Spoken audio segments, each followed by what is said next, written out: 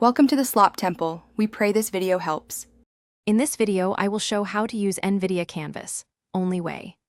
Open Canvas and set a project canvas size that matches your final output, then choose a model and resolution that balance speed and detail.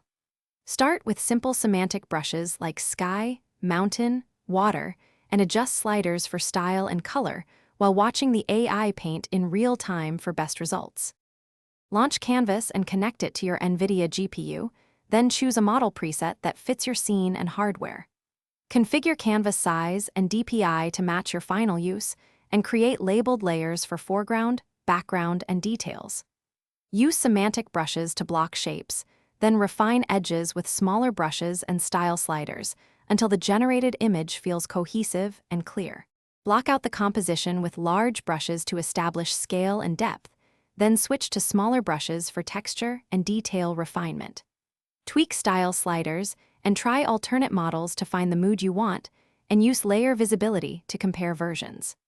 Export high-resolution PNGs during key milestones so you can revert or composite in other apps without losing progress or flexibility. Thanks for watching. Consider subscribing if we helped you.